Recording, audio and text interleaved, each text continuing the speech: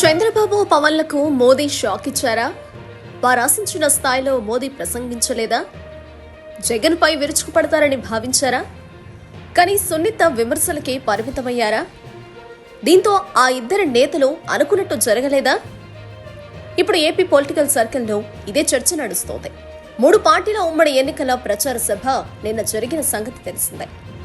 ముఖ్య అతిథిగా హాజరైన ప్రధాని మోదీ ఎన్డీఏను ఆశీర్వదించాలని మాత్రమే కోరారు. ఎన్డీఏ ప్రభుత్వం చేపట్టిన సంక్షేమాన్ని, అభివృద్ధిని చెప్పే ప్రయత్నం చేశారు.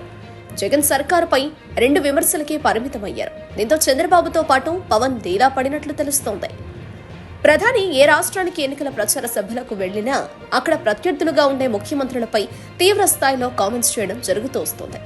పశ్చిమ బెంగాల్ ముఖ్యమంత్రి Mamata Banerjee, Delhi CM Arvind Kejriwal, Tamil Nadu CM Stalin, Kerala CM Pinarayi Vijayan వంటి వారిపై ప్రధాని మోదీ తీవ్ర స్థాయిలో విరుచుకుపడతారు. వారి వైఫల్యాలను ఎండగడతారు. గంట ప్రసంగం చేస్తే అరగంట వారికే కేటాయిస్తారు. కానీ నిన్నటి సభలో ఆ స్థాయిలో జగన్ పై విమర్శలు చేయలేదు. కేవలం మంత్రులు అవినీతిలో పోటీ పడుతున్నారని మాత్రమే వ్యాఖ్యానించారు. కాంగ్రెస్, వైసీపీ వేర్వేరు కాదని ఆ 2 పార్టీలు ఒకటేనని ఆరోపించారు. ప్రభుత్వ వ్యతిరేక ఓటును చేర్చడానికి కాంగ్రెస్ పార్టీ ప్రయత్నాలు చేస్తుందన్న విమర్శకు పరిమితమయ్యారు. రాష్ట్రానికి 10 లక్షల ఇళ్లు ఇచ్చినట్లు చెప్పుకొచ్చారు. అంతకు మించి జగన్ సర్కార్పై ప్రతికూల వ్యాఖ్యలు ఏమీ చేయలేదు.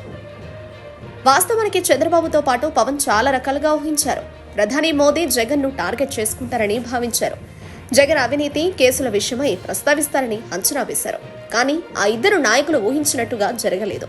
మరోవైపు ఎన్డీఏ అంటూ సంబోధించారే తప్ప చంద్రబాబు గురించి గాని, పవన్ గురించి గాని ప్రత్యేకంగా ప్రస్తావించలేదు.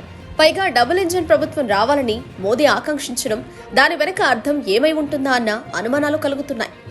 చివరిసారిగా 2014 ఎన్నికలకు ముందు జగన్ పై ప్రధాని మోదీ వ్యక్తిగతంగా కామెంట్స్ చేశారు. అప్పటికైనా ప్రధాని కాలేదు. గత ఎన్నికలకు ముందు ఎన్డీఏ నుంచి టీడీపీ బయటకొచ్చింది. దీంతో అప్పట్లో చంద్రబాబును ప్రధాని మోదీ టార్గెట్ చేసుకున్నారు. లోకేష్ విషయమై సంబోధిస్తూ సన్ రైజ్ లో ఏపీ వెలిగిపోతుందంటూ హాట్ కామెంట్స్ చేశారు. పోలవరం ప్రాజెక్టు చంద్రబాబుకు ఏటీఎంగా మారిందని వ్యాఖ్యానించారు. అప్పట్లో ఇవి ప్రజల్లోకి బలంగా వెళ్లాయి. ఈసారి ప్రధాని నుంచి ఆ స్థాయి కామెంట్స్ ను చంద్రబాబుతో పాటు పవన్ ఆశించారు. కానీ ప్రధాని పరిమిత వ్యాఖ్యలు చేయడం వారిలో నిరాశ అలుముకుంది.